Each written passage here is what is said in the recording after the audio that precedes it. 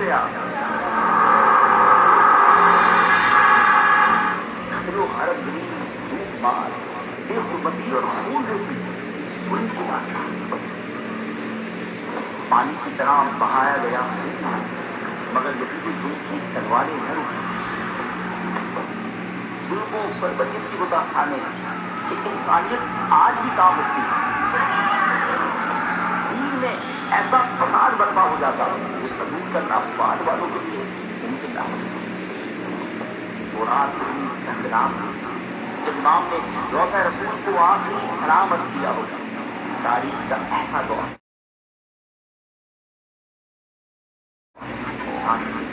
جب حاکم بنا فاسق و فاجر، شرابی، بدکار، ظالم.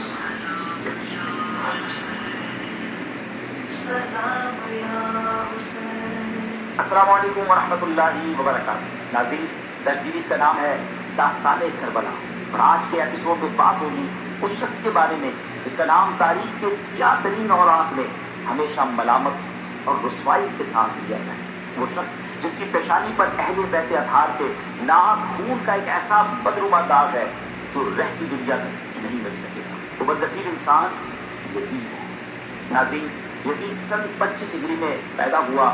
نہایت بد خصلت، فاسق و فاجر، شرابی، بدکار، ظالم، بے ادب اور گستاخ شخص تھا. بہت موٹا، بدصورت اور جسم پر بہت زیادہ بال والا. اس کی عادتیں ایسی گندی اور حرکات ایسی بےہودہ تھی کہ بدماش لوگ بھی ان سے شرما جائیں. اس نے محارم رشتوں سے نکاح جیسے کبھی کام کو رائج کیا. یعنی وہ رشتے دار جس سے نکاح حرام ہے اس نے ان رشتے داروں سے نکاح رائج کروا دیا. سود اور دیگر حرام کاموں کو کھلے عام پھیلایا. اس نے مدینہ طیبہ اور مکہ پاک کی بے حرمتی اور ظلم و بربریت کی وہ داستان رقم کی کہ انسانیت آج بھی کام ہے. ناظرین، امام حسین رضی اللہ عنہ کی شہادت کے بعد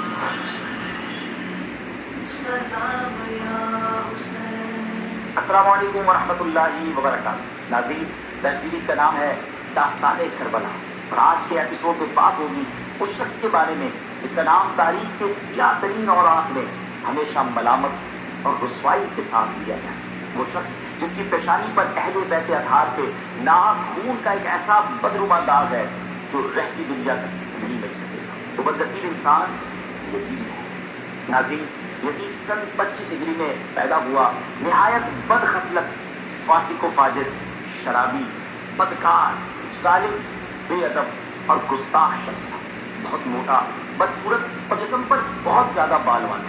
اس کی عادتیں ایسی گندی اور حرکات ایسی بےہودہ تھی کہ بدماش لوگ بھی ان سے شرما جائیں. اس نے محارم رشتوں سے نکاح جیسے کبھی کام کو رائج کیا. یعنی وہ رشتے دار جس سے نکاح حرام ہے اس نے ان رشتے داروں سے نکاح رائج کروا دیا. سود اور دیگر حرام کاموں کو کھلے عام پھیلایا. اس نے مدینہ طیبہ اور مکہ پاک کی بے حرمتی اور ظلم و بربریت کی وہ داستان رقم کی کہ انسانیت آج بھی کام ہے. ناظرین، امام حسین رضی اللہ عنہ کی شہادت کے بعد بھی یہ ظالم رکا نہیں. اس نے مسلم بن عقبہ کو 12 یا 20 ہزار کے لشکر کے ساتھ مدینہ طیبہ حملے کے لیے روانہ کیا. پھر مدینہ، وہ مدینہ جہاں سرکار دو عالم علیہ السلام آرام فرما ہے، اس پاکیزہ اور مقدس شہر کی غربت کو نشانہ بنایا. ظلم و ستم کا ایسا طوفان برپا کیا گیا کہ اللہ پاک کی پناہ تقریباً 700 جلیل القدر صحابہ کرام اور عام مسلمانوں کو ملا کر 10,000 سے زائد نفوس قدسیہ نے جام شہادت نوش کیا اور خاک مدینہ ان پاک باز ہستیوں کے خون ناحق سے رنگین ہو گئی. ایسے ایسے دل خراش مظالم ڈھائے گئے کہ قلم لکھنے سے قاصر ہے اور زبان انہیں بیان کرنے کی قابل ہے. اور جب مدینہ منورہ میں اس عظیم سانحے کے بعد بھی ان ظالموں کی سرکشی کم نہ ہوئی تو یہی لشکر مکہ مکرمہ کی طرف بڑھا. وہ مکہ جس کی طرف رخ کر کے پوری امت نماز پڑھتی ہے، وہ کعبہ اسے دیکھنا عبادت ہے. اس مقدس مقام پر پتھروں کی بارش کی گئی جس کی وجہ سے مسجد الحرام کے ستونوں کو نقصان پہنچا. صحن حرم پتھروں سے بھر گیا اور ان ظالموں کی سرکشی کی وجہ سے غلاف کعبہ اور چھت کو بھی نقصان پہنچا. اسی چھت میں وہ مبارک سین محفوظ تھے جو حضرت اسماعیل علیہ السلام کے فدیے میں قربان ہونے والے دمبے کے تھے.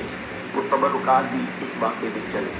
کئی دن تک بیت اللہ شریف غلاف کے بغیر رہا اور اہل مکہ شدید تکلیف اور خوف میں مبتلا رہے.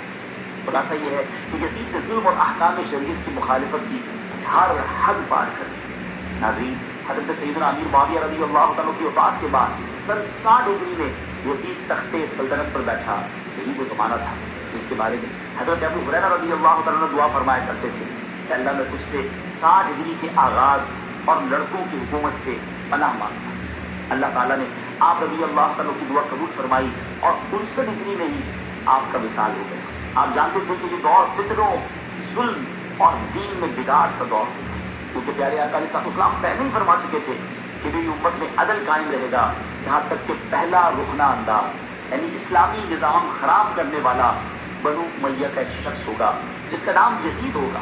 جی ہاں، نبی پاک نے نام بھی بتا دیا تھا اور ایک روایت میں فرمایا میری سنت کا پہلا بدلنے والا بنی امیہ کا ایک شخص ہوگا جس کا نام یزید ہوگا. ناظرین، یہ فرامین مصطفیٰ صلی اللہ علیہ وسلم حرف بہ حرف سچ ثابت ہوئی. حضرت امیر معاویہ رضی اللہ تعالیٰ عنہ نے رجب 60 ہجری میں دمشق میں وصال فرمایا. انتقال کے وقت آپ کے پاس یعنی آقا علیہ السلام کے چند مبارک تبرکات موجود تھے. آپ نے وصیت فرمائی کہ تبرکات آپ کے ساتھ قبر میں رکھے جائیں. یزید یہ سب اپنی آنکھوں سے دیکھ رہا تھا. وہ دیکھ رہا تھا کہ والد ماجد حضرت امیر معاویہ رضی اللہ تعالیٰ عنہ نے نبی پاک علیہ السلام کے تبرکات اور بدن اقدس سے چھو جانے والے کپڑے کو جان سے زیادہ عزیز رکھا تھا. اور زندگی کے آخری لمحوں میں تمام مال و دولت اور حکومت ان سب سے زیادہ آپ کو وہی چیزیں پیاری تھی اور انہیں کو ساتھ لے جانے کی تمنا آپ کے دل میں تھی. انہیں یقین تھا کہ اللہ پاک اپنے محبوب علیہ السلام کے مبارک لباس اور تبرکات کے صدقے ان پر رحم فرمائے گا. یزید اپنے والد گرامی کی نگاہوں میں آپ صلی اللہ علیہ وسلم کے تبرکات کی عظمت دیکھ رہا تھا، مگر وہ یہ نہ سمجھ سکا کہ جب نبی پاک کے جسم اطہر سے لگ جانے والا کپڑا اتنا بابرکت ہے تو حسنین کریمین اور آل پاک جو نبی پاک علیہ السلام کے جگر کے ٹکڑے ہیں ان کا مقام و مرتبہ کیا ہو. یزید نے اقتدار سنبھالتے ہی اطراف سلطنت میں اپنی بیعت کے لیے پیغامات بھیجے. مدینہ طیبہ کی گورنر نے جب امام حسین رضی اللہ عنہ کی خدمت میں حاضر ہو کر بیعت کا مطالبہ کیا تو امام علی مقام نے یزید کی بد کرداری، ظلم اور فسق و فجور کی وجہ سے صاف انکار فرما دیا. اسی طرح حضرت عبداللہ بن زبیر رضی اللہ تعالیٰ عنہ نے بھی بیعت سے انکار کر دیا. امام حسین جانتے تھے کہ یہ انکار یزید کے غضب کو بھڑکا دے گا اور وہ آپ کے خون کا پیاسا ہو جائے گا، مگر نواسہ رسول صلی اللہ علیہ وسلم کی غیرت ایمانی، دیانت اور تقوی نے یہ گوارا نہ کیا کہ ایسے نااہل، فاسق اور ظالم شخص کے ہاتھ پر بیعت کرنی جائے. اگر امام پاک اس وقت بیعت کر لیتے تو دنیا کی ہر آسائش آپ کے قدموں میں ڈال دی جاتی. محلات، خزانے، تحفے، عزتیں، پروٹوکول سب کچھ مل جاتا، مگر تو اسلام کی بنیادیں دی جاتی. جس اسلام کے لیے آپ کے نانا نے اتنی قربانیاں دی تھی، جس دین کے لیے صحابہ کرام نے اپنا سب کچھ، جان، مال، اولاد، عزت، ہاں سب کچھ قربان کر دیا تھا، اس اسلام کی دیواریں کمزور ہو جاتی. کیسے؟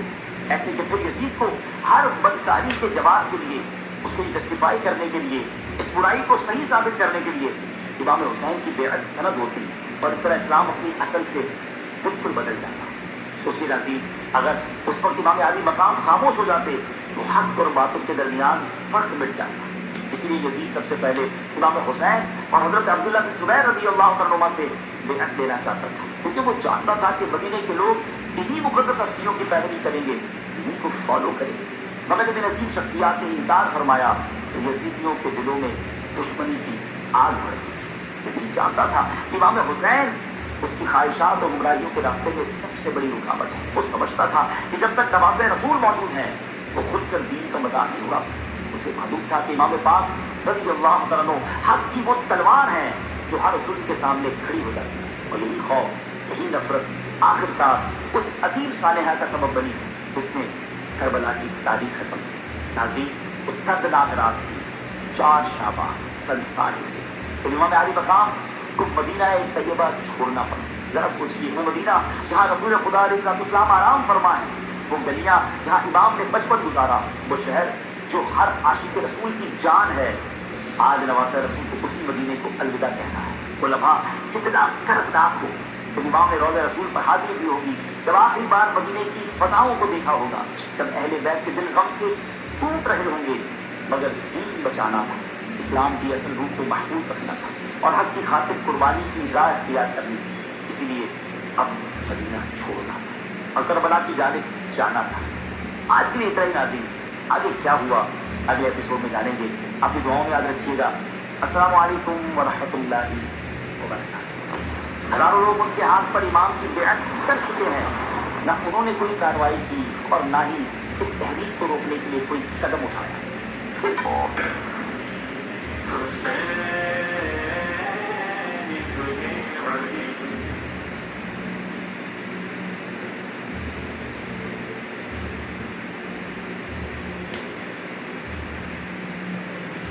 دربار کو دیکھو، جب غلاموں کا یہ عالم ہے، آقا معلوم کیا بات، چلتے منالی کے بارے میں۔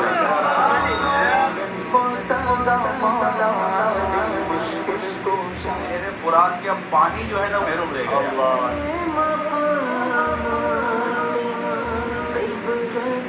حسین رضی اللہ تعالیٰ عنہ کی جاجیوں کے پیچھے ایک بہت بڑے تخت پر جلوہ فرما ہے۔